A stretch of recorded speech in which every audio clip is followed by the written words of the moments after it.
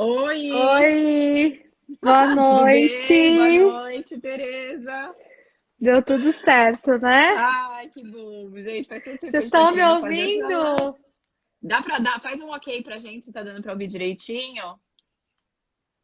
Alguém acena aí pra gente? Rô, manda pra gente se Vocês tá dando estão pra entender, ouvindo pra ouvir. aí? Vou colocar meu óculos para eu poder enxergar melhor. E aí, tudo bem? Boa Ótimo, noite obrigada. a todos. Tudo bem? Eu vou pôr aqui o tema da live, tá? Pra Tá gente ter ótimo. grande integrador. Adorei o tema da nossa live. Isso é pra vida, né? A gente começa a vida com a amamentação, né? Exatamente. É só um comecinho, mas por isso que eu queria trazer você aqui, para você falar um pouquinho dessa importância aí desse momento para toda uma história de um indivíduo, né?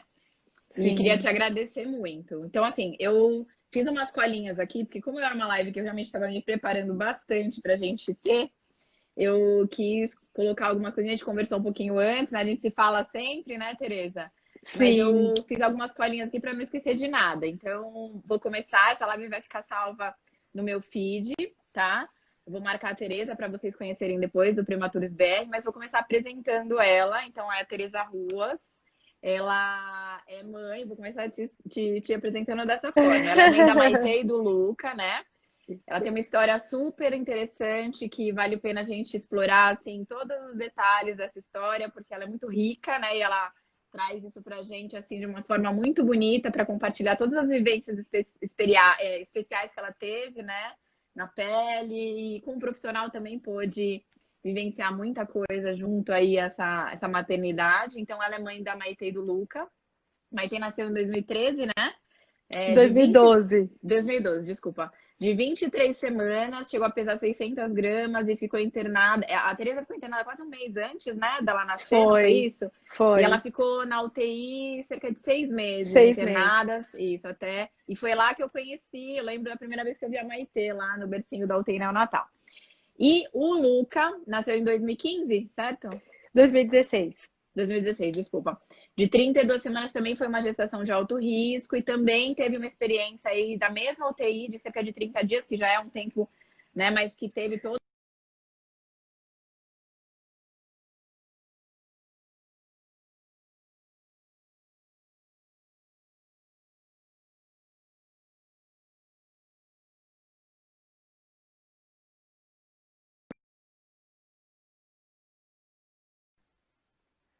A deu uma pausa. sua caiu, a minha que caiu. Fiquei Bom, agora acho que confusa. voltamos. Então, e ela é Voltamos. fundadora do Prematuros BR, ela tem uma história longa relacionada a essa questão da história, né, da maternidade dela. Ela é colunista da revista Crescer e ela é terapeuta ocupacional. A gente vai contando tudo da maior importância, né, que é a maternidade, e depois vou chegar onde eu quero chegar. Ela é terapeuta ocupacional que se eu tivesse gás, eu faria hoje em dia, o quanto isso iria enriquecer a minha vivência.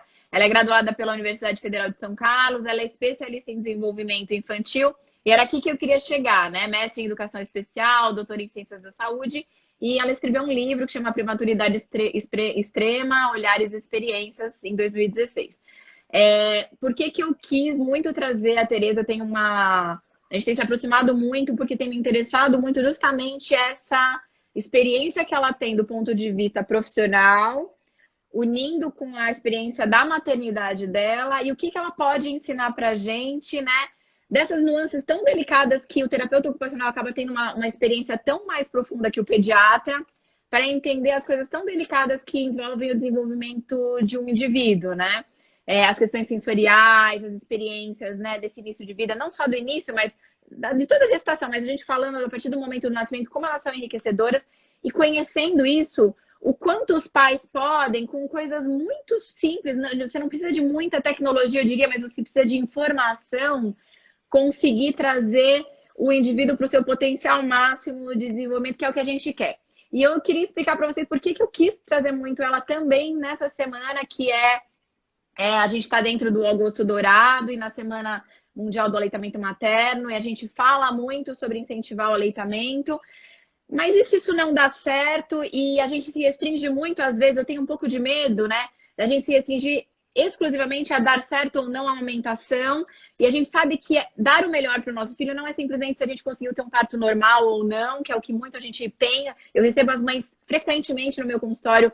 Elas não são uma pessoa, uma mãe, elas são não, ou um parto cesáreo ou um parto normal, elas são ou uma amamentação exclusiva ou não. E a criação de um indivíduo ela vai muito além disso. A gente, obviamente, quer aqui incentivar o aleitamento materno como algo de extrema importância. A gente sabe que o leite materno é alguma coisa única, ele pode funcionar, inclusive, como uma vacina para um indivíduo. Ele se relaciona com o humor da mãe, com esse filho, enfim.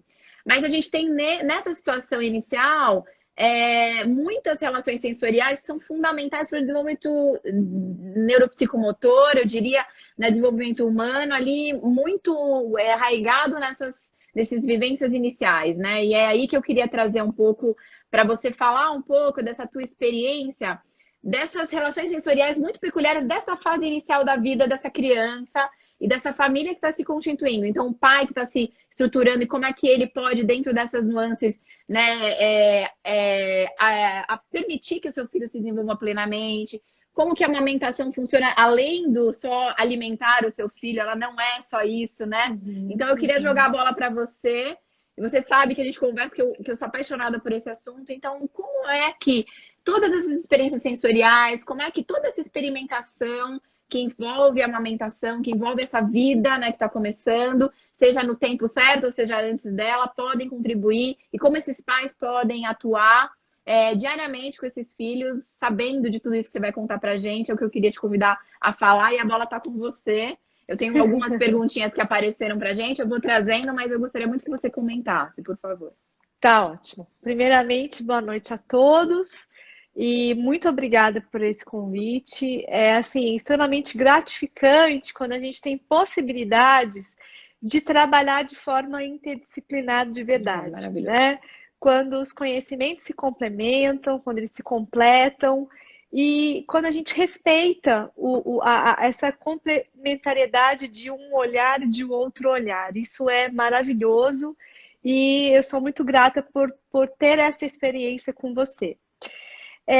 Já que você está dizendo, né, dessa relação do desenvolvimento, eu vou dizer a primeira coisa que quando a gente pensa num bebê muito pequenininho, né, que é bem esse inicinho da vida, nesse bebezinho que acabou de sair da barriga, tanto o a termo, né, de termo, quanto o prematuro, se a gente for pensar, esse bebê ele ficou um tempão no útero, né? Todo encolhidinho, todo fletidinho, pacotinho, se movimentando, tendo ali uma particularidade muito específica daquele ambiente, né?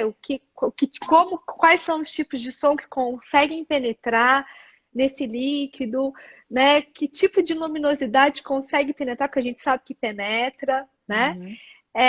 Como que é esse ambiente? Então, se a gente for pensar, esse bebê que nasce, ele não sabe o que é esse ambiente externo, cheio de barulho, de luzes diferentes, de cheiros diferentes, de condições diferentes.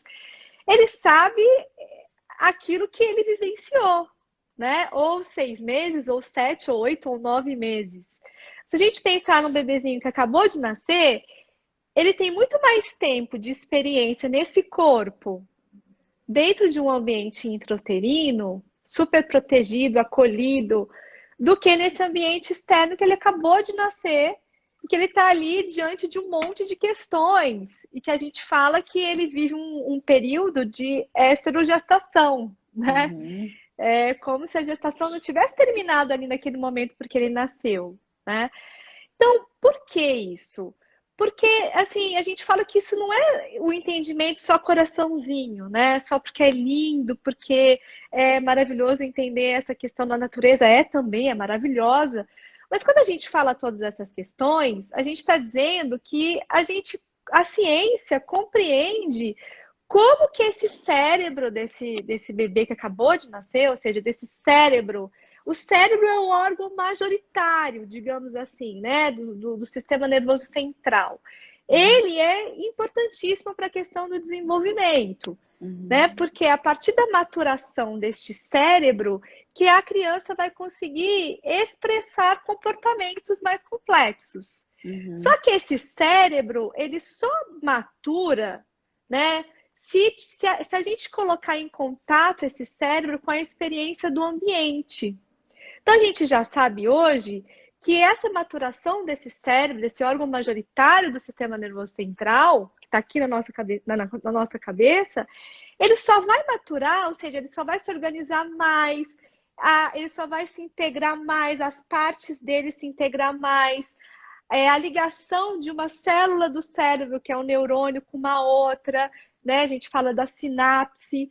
Isso só vai acontecer de forma mais organizada, mais qualitativa, se ele tiver contato com as experiências do ambiente. Então, a gente sabe que eu não tenho desenvolvimento, eu não tenho maturação neurológica se eu não tiver experiências.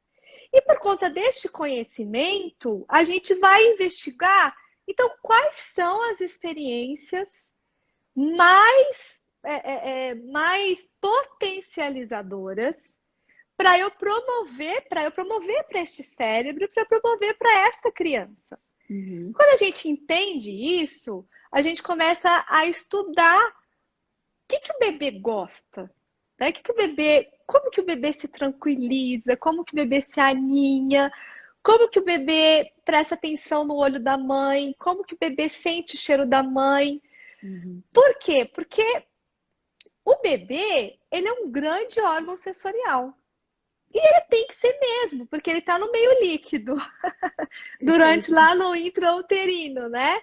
Fazendo os movimentos, ou seja, ele não tem um pensamento, ele não tem uma forma de raciocínio, isso é mais para frente, né?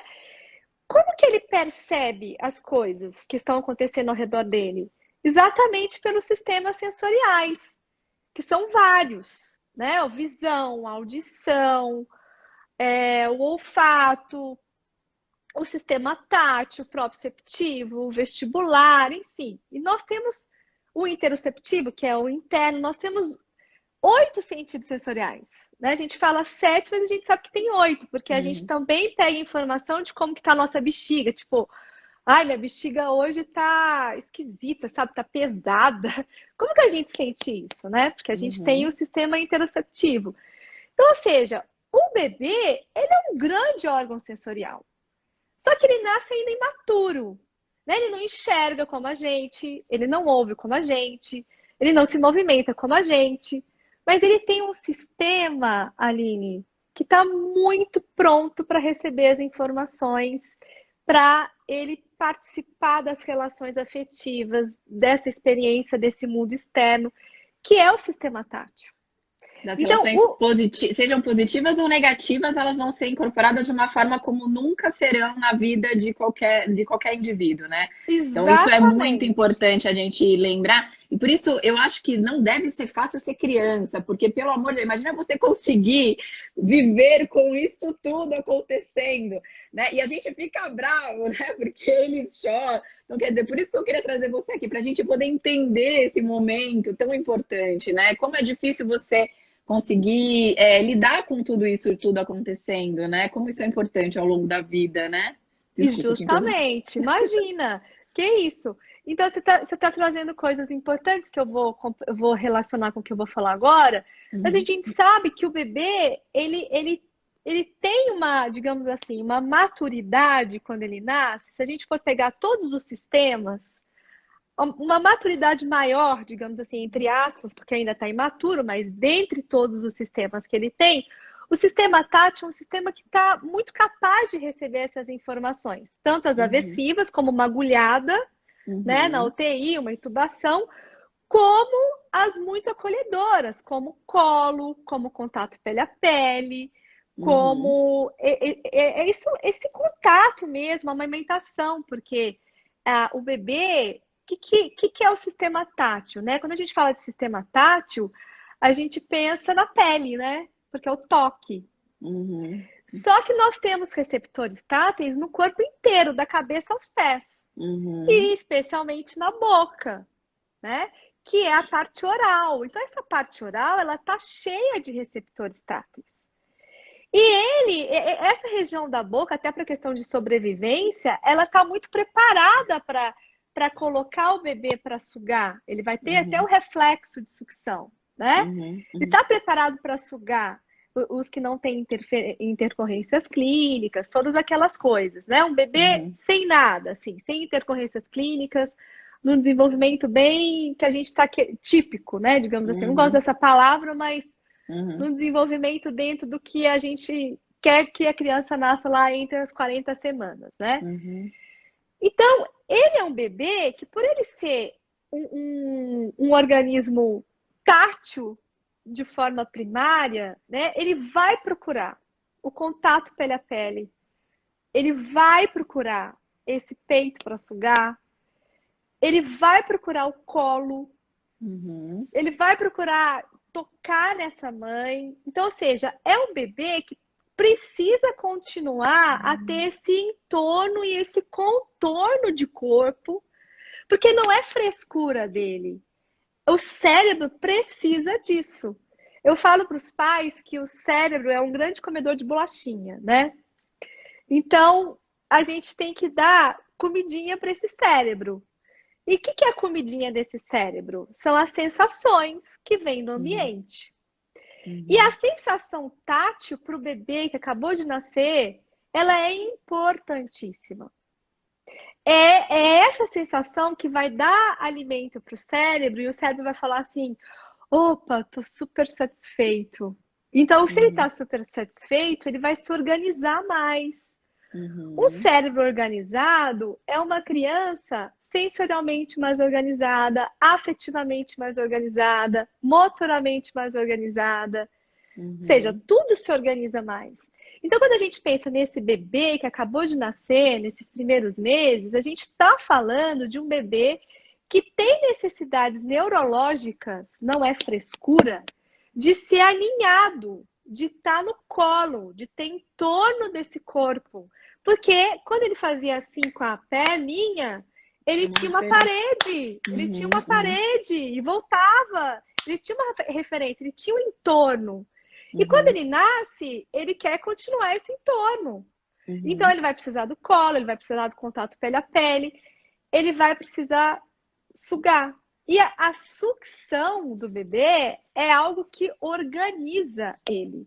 Se ele tem as condições de deglutir, engolir, não, sugar, deglutir, respirar, ele vai ele é o rei, né?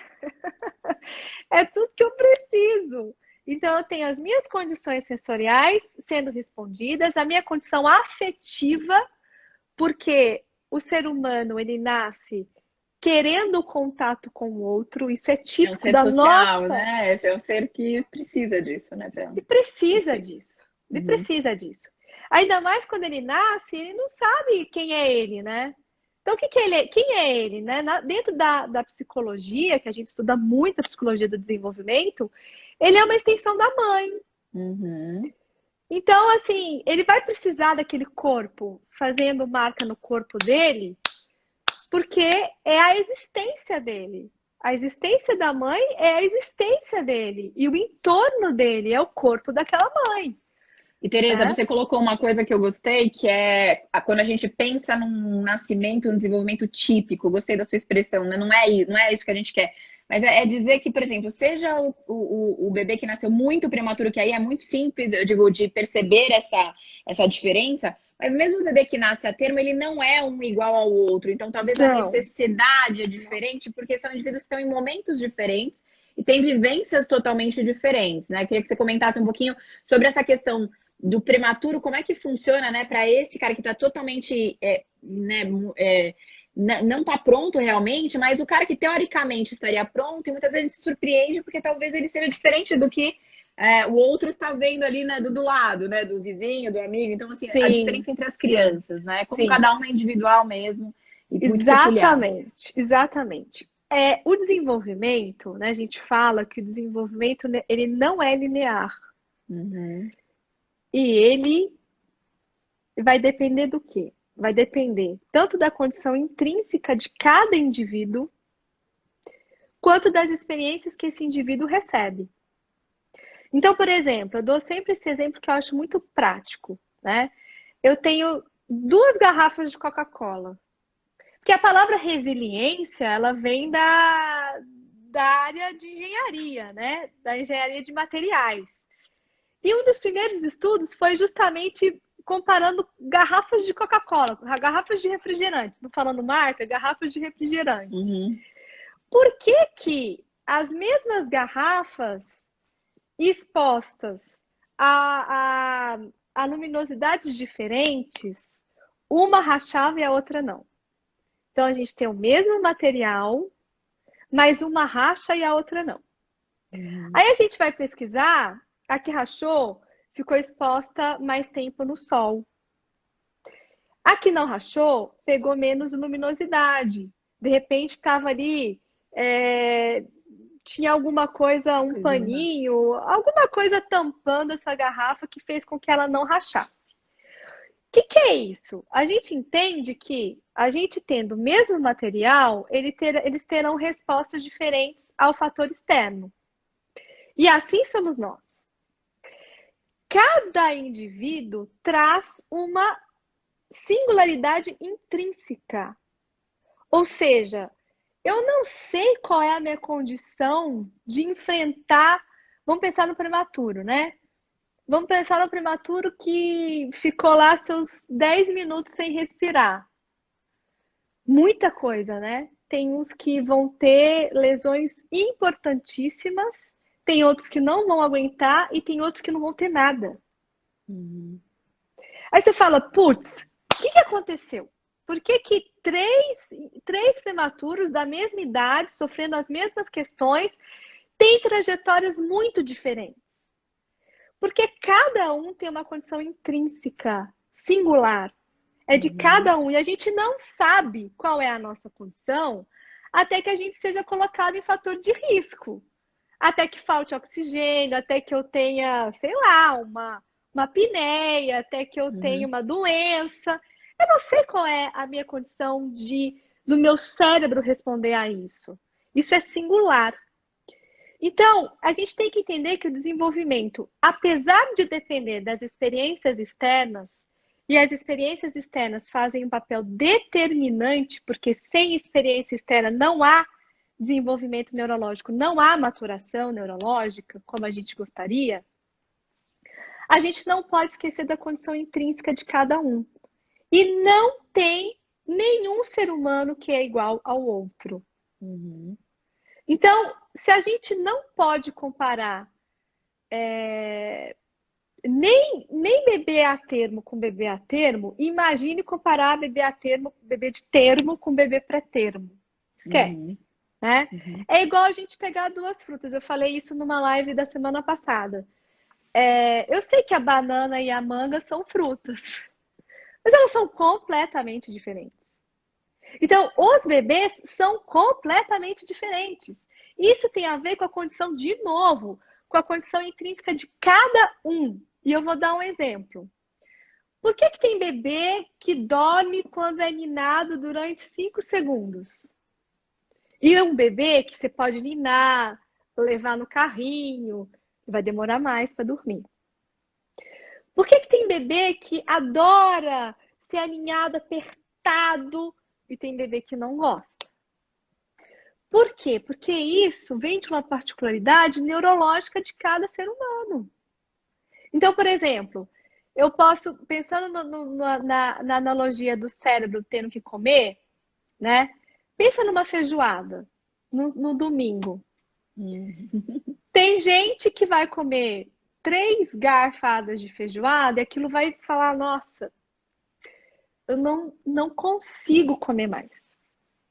Tem gente que vai comer 3 pratos de feijoada e fala assim, nossa, cadê a sobremesa? Tem gente que vai comer a feijoada e vai falar assim, tô pronto para jogar uma partida de futebol. Tem gente que vai comer um prato de feijoada e vai falar assim, eu preciso dormir. Exatamente. Isso é a forma como cada sistema nervoso central, obviamente interferindo as suas sensações de afeto, de memória, né? A gente não é só cérebro, né? O desenvolvimento é um conjunto de inter-relações afetivas, sensoriais, motoras, cognitivas, tudo interrelacionado. Mas pensando no bebezinho que acabou de nascer e que ainda não tem tantas experiências afetivas e com o mundo, né? Por que que um super chora e o outro não chora? Por que que um adora o banho e o outro não gosta? Por que que um precisa ser tocado com mais força e o outro precisa ser tocado com menos força? Por que que um precisa sugar mais e o outro não precisa sugar tanto? Uhum. Então, isso é de uma questão neurológica. Que tipo de alimento aquele cérebro está necessitando para se organizar? E, de novo, os alimentos são as sensações. Então, tem bebê que precisa de mais sensação tátil para se organizar. Tem bebê que vai precisar de mais sensação vestibular. O que é o E, vestibular? O movimento, por exemplo, a sensação do movimento. e Tem Tereza, criança que não vai querer. isso é tão importante você estar falando, porque a gente vê muito no consultório, os pais, eles fazem aquele questionamento e querem alguma coisa, muitas vezes, pronta, uma receita de bolo que você diga, faça isso, isso, isso. E acho que uma coisa que você trouxe aqui, que eu acho que é uma informação super importante, porque a questão, obviamente, é a gente ter esse conhecimento das percepções do bebê que acabou de nascer, seja prematuro ou não, ele tem as suas necessidades, ele tem a sua prontidão, que é muito individual, cada um vai estar mais pronto, outro menos, né? Mas nós, como pais, nós precisamos tentar entendê-lo, né? Então, assim, só a observação muito específica desse bebê, né? A gente observar o que que acalma, o que que é a necessidade maior, porque não é uma receita de bolo, né? Que todo bebê Não. vai precisar do ninar, todo bebê vai sugar. Então, tem um que tem uma necessidade maior do que outro, e isso a gente vai elaborando ao longo do tempo, ao longo do desenvolvimento do bebê, para entender o que que traz mais segurança para esse bebê, o que não traz, enfim, né? Essa observação ela é muito importante, né? Da gente parar, não se desesperar e olhar para esse bebê e tentar entender como que ele está se apresentando para a gente, né? Como Eu ele. acho que tem duas questões. Eu acho que todo bebê, ele é sensorial. Ele é um grande Uhum, órgão sensorial. Então, perfeito. todo bebê vai precisar de sugar, vai precisar do entorno tátil, vai precisar desse contato. Ele vai precisar desse contato olho a olho, de ouvir a Uhum, voz, de sentir o cheiro, de sentir qual que é a tonalidade da voz do pai, da mãe. Ele vai precisar. Todo bebê. Só que a diferença é qual é a qualidade, digamos, a quantidade para cada bebê. Tem bebê que se eu der muito isso, ele uhum, vai se desorganizar. Tem uhum, bebê que vai precisar um pouco mais disso para se organizar. Tem uhum, bebê que demora mais no peito, porque ele suga mais rápido, ou ele suga mais lento, e ele tem que sugar mais vezes. Tem bebê que. A mãe fala assim: Nossa, será que ele mamou? Mas foram 5 minutos. A outra fala: Nossa, sério, o meu fica 30. uhum, O meu fica 1 hora. Então, assim, é isso que é diferente. Não é a necessidade sensorial. Todos têm. uhum, Até por isso que nós nascemos assim. Nós uhum, nascemos um grande órgão sensorial. A gente não tem condição motora quando a gente nasce. É reflexa, né? Então, eu sugo inicialmente por reflexo. O cérebro tá mandando, suga, porque você tem que comer, senão você morre. Ele encosta no dedo, faz isso, não intencional, é reflexo. A gente uhum, vem com um aparato de sobrevivência. uhum, Mas a questão sensorial, apesar da visão ser imatura, apesar dele não conseguir fazer isso seguindo os sons ainda, né? Apesar dele não conseguir se movimentar, enfim, ele tem um aparato sensorial, especialmente tátil de primeira instância, que está ali preparado para receber o mundo, para captar o mundo daquela forma, uhum, especialmente pelo corpo e pela boca. uhum, Então ele está pronto para isso. Né? Ele está pronto para isso. Mas o que difere é como o meu filho, como o meu bebê se comporta mediante a essas experiências afetivas e sensoriais. Eu posso ter uma perfeito. criança que precisa de menos sensação para se organizar, eu posso ter uma criança que precisa de mais sensação, eu posso ter uma criança que precisa de muito em torno desse corpo, então é uma mãe que vai carregar ele o dia inteiro, porque senão ele vai se desorganizar. E tem mãe que fala: Nossa, meu filho é uma bênção, eu coloco ele no colo, ele dorme, eu coloco no berço ali, todo enroladinho, e ele fica ali dormindo 3 horas. Não é o meu bebê é pior do que o outro, ou nossa, meu bebê tem problema, o meu bebê, o que aconteceu? São condições e necessidades diferentes, porque cada ser humano tem a sua singularidade. Tereza, eu queria te convidar já, agora trazendo, obviamente, a gente está falando da a semana da amamentação, né, e o agosto dourado. Eu queria te provocar um pouco em relação a coisas que a gente já conversou algumas vezes e que muitas vezes geram um pouco de angústia em alguns pais e mães, de, por exemplo, você fez um post recente, que eu até dei uma olhada, que fala assim, eu não gosto muito daquela coisa do colo, né, aquela coisa, ursinhos carinhosos. A gente entender que, de fato, aquilo tem um porquê, né, do bebê precisar disso. Como que a família consegue, por exemplo, o pai podendo participar muito desse momento e colaborar muito. Eu queria que convidar você a explicar um pouco disso, em especial, obviamente, no prematuro, o quanto isso é importante e o quanto isso não é simplesmente manha, isso de forma nenhuma é. Então, assim, vamos tirar, eu queria desmistificar um pouco isso. E também aquela questão que também gera muita angústia, daquele bebê que é o sugador e que precisa dessa sucção. E aí as alternativas que acabam aparecendo e que confundem a cabeça das mães, né? E que eu queria que você falasse um pouquinho sobre essas duas situações, assim, porque a gente está nesse momento do agosto dourado, e eu sei que você tem muita experiência em relação a esses duas questões, em especial, entre outras, né? Queria te convidar para falar um pouquinho. Olha, a primeira coisa que eu preciso falar é que quando a gente vai para a área da saúde, a gente tem que entender que cada indivíduo tem a sua singularidade. Estou falando disso, mas eu vou repetir. Quando a gente contextualiza um recurso ou outro para alguma criança, para alguma família, isso não significa que a gente está dando, nossa, como assim? Você está indicando isso ou indicando aquilo? Você não está incentivando essa parte ou está incentivando menos? Isso é ruim ou isso não é ruim? O que eu queria dizer é que, assim, a gente tem que contextualizar a necessidade e a condição de cada bebê e de cada família. Então, como profissional, por exemplo, quando fala de agosto dourado, todo mundo fala da amamentação e a gente realmente tem que falar disso, do aleitamento materno. A gente tem mesmo que estimular essa prática, porque a gente sabe que no mundo a gente vê indicação de fórmula sem necessidade, mas a gente também tem que ver o outro lado. Então, por exemplo, eu sou profissional de UTI e sou mãe de 2 prematuros. Eu vou te falar a verdade, que faz acho que uns 3 anos que eu consigo ler textos de aleitamento materno exclusivo. Porque nós, mães de prematuros, a gente faz de um tudo, mas de um tudo para produzir o leite. Porque a gente sabe que o leite materno é o melhor alimento e ele significa vida. A gente sabe isso de cor e salteado. Só que não necessariamente a gente vai conseguir produzir. Porque é tanto fator biológico desse corpo que não estava pronto para ter esse parto também. Né? Tanto fator hormonal, biológico, psicológico, que às vezes demora. Né?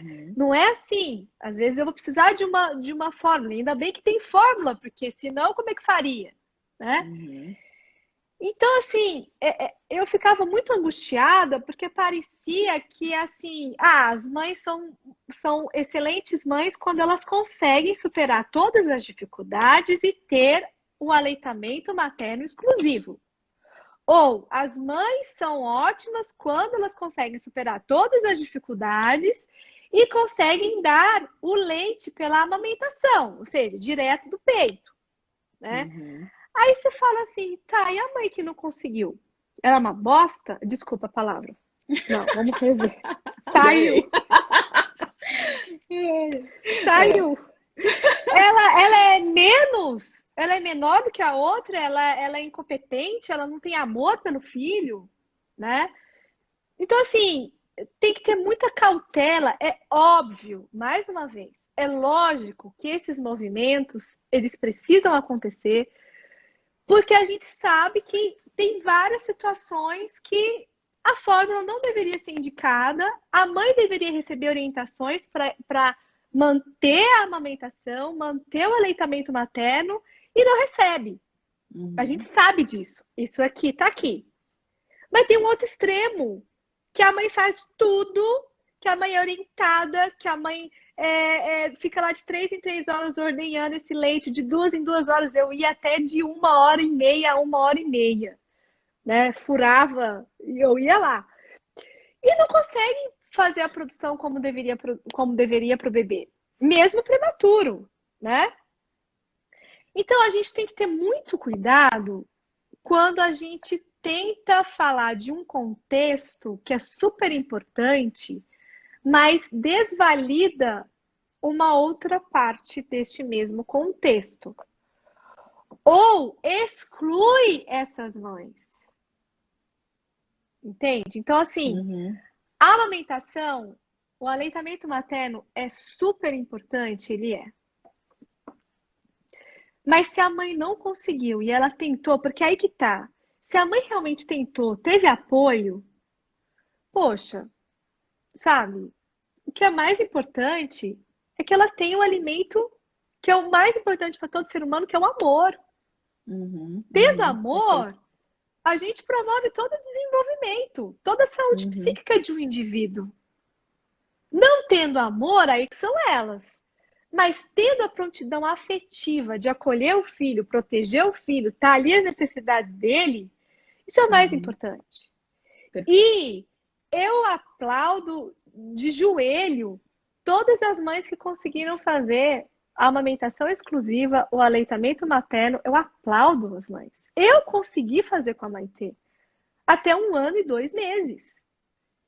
Ordenhando, porque ela nunca foi pro meu peito.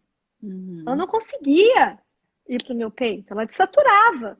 Eu vou querer ver minha filha desaturar só para ter a sensação de que não, ela tem que vir pro peito. Chega uma hora que você tem que fazer uma decisão. Né? Eu quero ir para casa, eu não quero que ela desature. Eu não quero ir para a UTI pediátrica porque ela está desaturando, porque eu estou tentando fazer a amamentação. E Teresa, comenta uma coisa para mim, que eu acho que é bom a gente usar esse exemplo que você deu, que é essa sua luta para tentar manter o aleitamento, e obviamente que passou pela sua cabeça várias vezes colocar ela no peito, com certeza você teve várias oportunidades. Várias. E a tua filha muito prematura e caindo oxigenação, quer dizer, um momento que ela instabilizava muito, né? E você comentou comigo que algumas vezes, inclusive as terapeutas indicavam chupeta para a tua filha, para ela poder fazer. Eu queria que você falasse um pouco disso, porque a gente tem muito esse preconceito, e de forma nenhuma eu estou fazendo apologia à chupeta, mas é justamente nesse contexto que eu queria chegar nessa live, de a gente entender que esta situação em especial, óbvio que a gente está usando um extremo de prematuridade, mas ela pode caber em outras muito individuais. Eu queria que você extrapolasse um pouco o porquê disso, né? Porque você explicar para uma mãe de um bebê prematuro que está em luta pela vida, eu diria, né? E ela tá ao mesmo tempo batalhando, vendo que o bebê tá progredindo, conseguindo ordenhar o mínimo que seja, mas que ela tá, né, almejando o aleitamento. E alguém chega para você e fala assim: ah, vou dar uma chupeta, né? Vou oferecer uma ajuda a um terapeuta, alguma coisa assim. Eu queria que você explicasse um pouquinho como que a gente entende isso, como é que passou na sua cabeça, como é que você entendeu isso, por que disso, né? Porque vai contra, eu diria, né? O que a gente sabe dos bicos artificiais, enfim, né? Eu queria que você usasse um pouquinho essa situação para explicar um pouco isso e como é que você se sentiu, enfim, e como é que isso teve o seu valor ou não, né? Sim. Especificamente em relação à prematuridade, em relação aos bebês de alto risco, a gente tem que ter muita clareza que o ambiente de UTI neonatal é muito específico. É diferente, por exemplo, de alojamento conjunto, que é totalmente diferente de um bebê em casa. A primeira coisa, né? Então, quando você pega um bebê, que a gente falou na live inteira que o bebê ele é um órgão sensorial e ele está pronto para uma relação afetiva. E a gente pega um bebê prematuro que tá com fios, Tubos. máquinas, tubos e blá, blá, blá, blá, blá, blá, blá. E todo aquele contexto que as mães sabem aqui, você sabe muito bem. E o pai e mãe, que nós temos várias condições de UTI nesse país. A gente tem a UTI que você tem hora para entrar, você tem a UTI que é 24 horas, mas nem mesmo a UTI 24 horas a equipe deixa os pais dormirem lá, porque os pais precisam descansar, né? Então, por exemplo, eu lembro que eu chegava às 6h30 da manhã, todo mundo me olhava com uma cara assim, o que você está fazendo aqui? 6h30 da manhã. E eu saía meia-noite. Chegou um dia que a equipe falou assim para mim, ó, é o seguinte, você vai chegar aqui às 9 da manhã e você vai sair no máximo às 8 horas da noite, porque você precisa descansar. E eles conversaram mesmo comigo. Ou seja, eu sei que vai ter um período que a minha filha não vai ter mãe, que não vai ter cheiro de mãe, que não vai ter voz de mãe, que não vai ter toque de mãe, que não vai ter colo de mãe, não vai ter voz de pai, não vai ter colo de pai, não vai ter nada. Tá? Eu sei que as enfermeiras estão ali, mas as enfermeiras têm outras funções também. E aí, será que eu vou querer deixar minha filha chorando na UTI neonatal? Desorganizada? Por quê? Porque, como a gente falou, o bebê, ele pede isso, ele pede entorno, ele pede contato tátil, ele pede essa relação afetiva, ele pede contato de olho, ele pede cheiro de mãe, ele pede voz de mãe, de pai, cheiro de pai, ele pede isso, ele pede colo. Bebê prematuro, eu não vou dar isso para ele quando ele precisar. E ele tem assim como todo bebê, o cérebro é imaturo. Então ele não chora porque ele é manhoso, ele não chora porque ele é mau, ou ele não chora porque, putz, não é possível. O que está acontecendo? Ele chora porque ele não é organizado, né? Ele não está pronto para se organizar. Aquele monte de coisa chegando no corpo dele. Eu acabei de nascer, que é isso? A gente precisa dar tempo para esse cérebro se organizar. E aí, quando a gente tem o entendimento que o bebê, pela sucção, ele pode se organizar, porque ele tem uma condição oral para realizar isso. E se ele realiza isso, se é uma sensação que dá prazer, consequentemente ele vai se organizar, o cérebro vai se organizar. Consequentemente, é um bebê que pode parar de chorar. Porque, de novo, não é um bebê que tem o colo da mãe e do colo do pai, porque ele está na UTI. Então, quando a equipe percebe que, dando a sucção, esse bebê se acalma.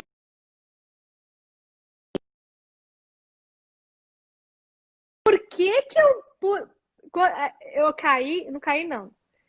Quando a equipe percebe que isso acontece, por que eu não vou olhar aquele bebê diante da necessidade dele? Eu não estou falando que eu vou dar chupeta para todos. Eu estou dizendo que aquele bebê, diante da sucção de uma chupeta, se organizou, se tranquilizou, dormiu melhor, saturação caiu menos, ganhou mais peso. Isso faz sentido para a família dele? Faz. Por que eu não vou dar? Perfeito. É um bebê que vai demorar não sei quantos meses para ir no peito. E nem sei se ele vai conseguir, como aconteceu com a minha filha. E eu vou ser muito sincera com você, Aline. O dia que eu vi a Maitê chupar a chupeta, eu agradeci a todos da equipe. Porque foi um pedido meu. Naquele momento. Eu, como terapeuta, eu sabia que a minha filha tinha que ter relação prazerosa com alguma coisa quando eu não estava presente. Quando eu vi ela toda, lógico que é reflexo, né? Encostou no fio, pegou o fio, mas a gente como mãe, a gente traz as nossas emoções para aquele contexto. Eu olhei aquilo e falei, nossa, minha filha está se apegando aos fios. Eu não quero isso. Perfeito. Então, para Maitê, a chupeta foi uma solução maravilhosa e que acalmou meu coração de um jeito que eu falo assim, agora afetivamente ela vai se desenvolver melhor. Porque terapeuta, a gente se preocupa com o aspecto afetivo também. Afetivamente ela vai estar melhor, porque ela tem alguma coisa que dá prazer para ela Uhum, quando eu não estou. Uma uhum, coisa é quando você tem o seu filho 24 horas por dia, outra coisa é quando você não tem. uhum, uhum. Então, eu aprendi que a gente não deve julgar nenhum recurso de forma assim descontextualizada. Perfeito, Quando é você exatamente. contextualiza e você Uhum, sabe por que você está indicando, isso tem que ser respeitado. É perfeito. diferente de eu indicar uma chupeta para uma criança que está chorando, a mãe não quer ouvir chorar, não E quer. aí, eu brinco É que é a chupeta rolha, diferente. né? A chupeta É, rolha, não. É é exatamente isso diferente. que eu queria que É você diferente. abordasse.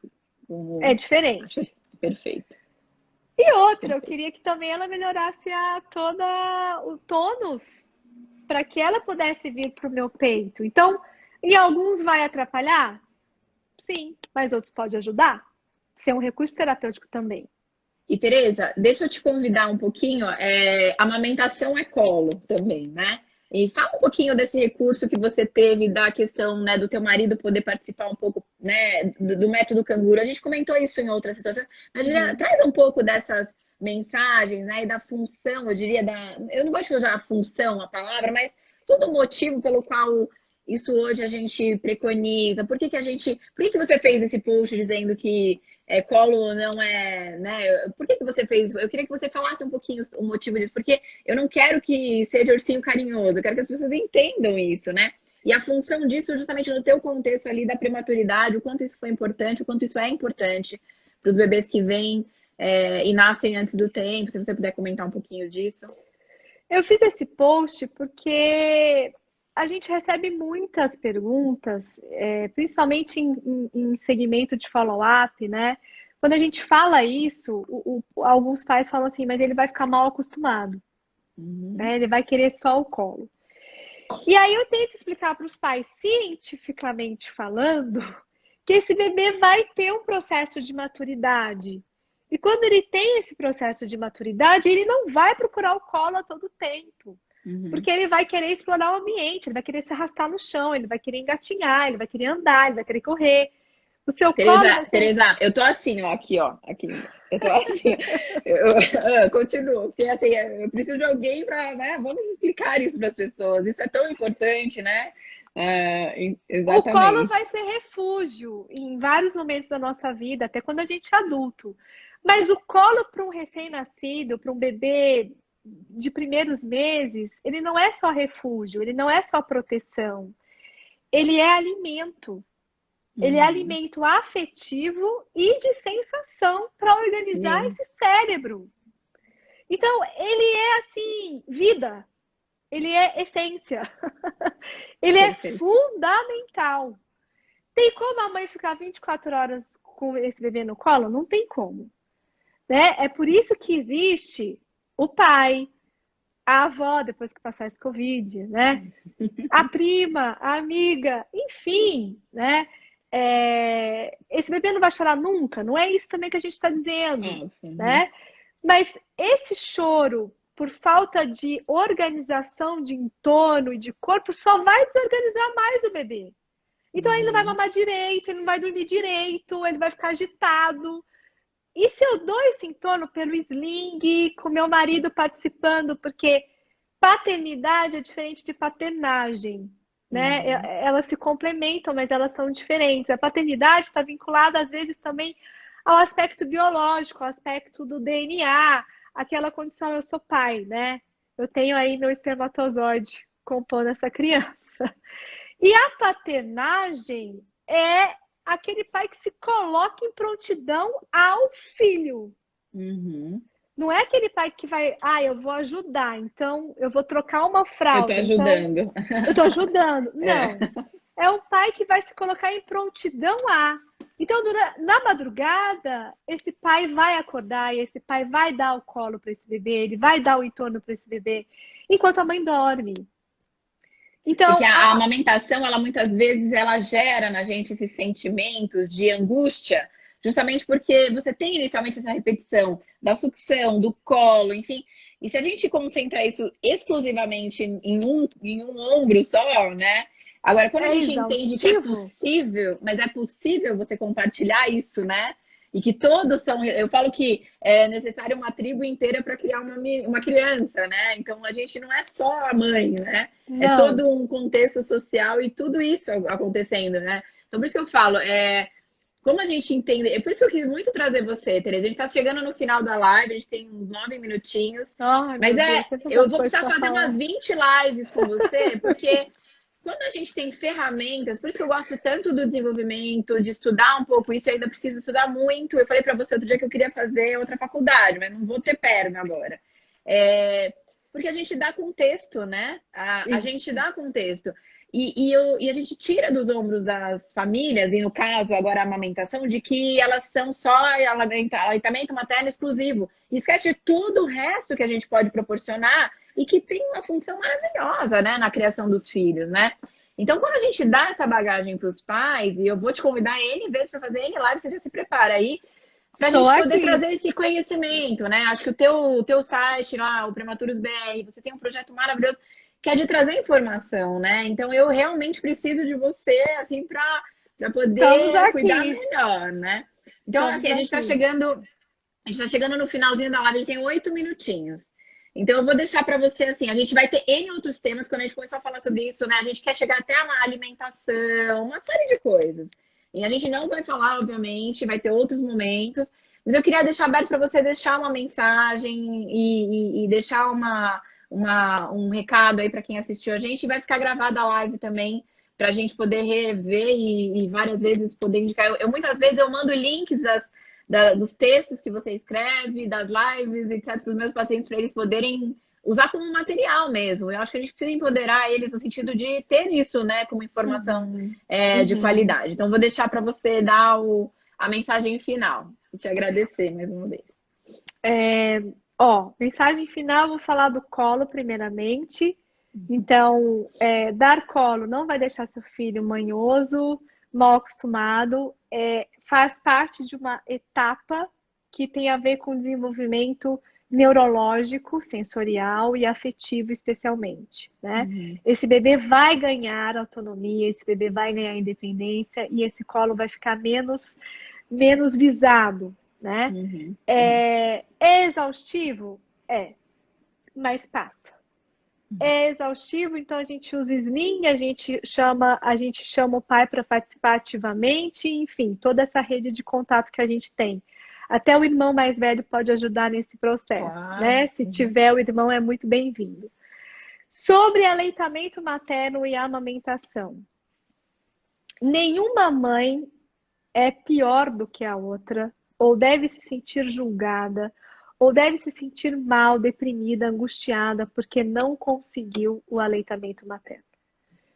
Eu acho que a partir do momento que as mães tentam e fazem de um tudo para conseguir, com orientações necessárias, com apoio necessário, essa mãe tem que bater palma para ela. uhum, Porque a mãe que não está conseguindo amamentar, ela carrega muito mais angústia do que a mãe que está conseguindo amamentar. Você pode ter certeza uhum, absoluta. uhum, uhum, Então a gente tem que ter equipes que são conscientes sobre as orientações importantes, mas nunca e jamais com julgamento ou olhar inferiorizado a essa mãe que não está conseguindo fornecer o leite materno para essa criança. uhum.